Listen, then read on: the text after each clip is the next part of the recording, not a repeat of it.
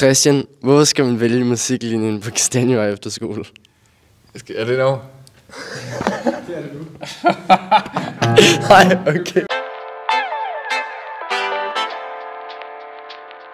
Mit navn er Benjamin, og jeg går på musiklinjen på Kastanjevej Efterskole, og i dag skal med mig rundt og høre, hvorfor musiklinjen er den fedeste linje.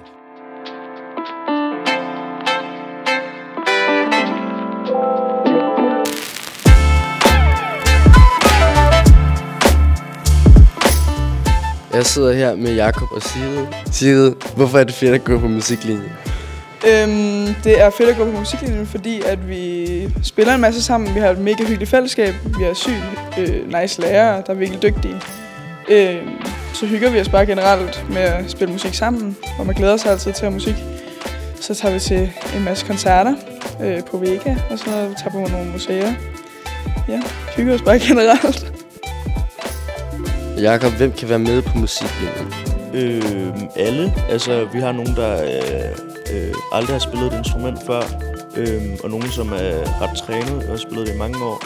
Men vi bliver alle sammen blandet i grupper af forskellige niveauer.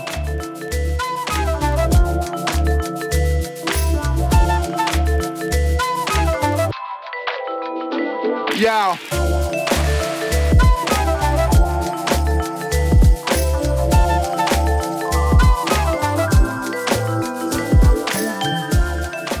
Jeg har fundet vores musiklærer Christian, og Christian, hvorfor skal man vælge musiklinjen på Kastanjevej Efterskole?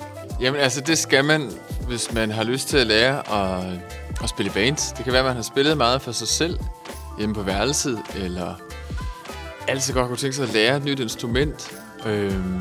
Så det der med at prøve at spille med andre, det er i hvert fald et godt grundlag for at vælge musik. Og så arbejder vi jo meget med at skrive vores egen sange. Så hvis man har lyst til at prøve at lære at skabe noget musik og skrive nogle sange på scratch. Det er også noget med skrive sine egne tekster og arbejde lidt forskelligt med den her sangskrivningsproces.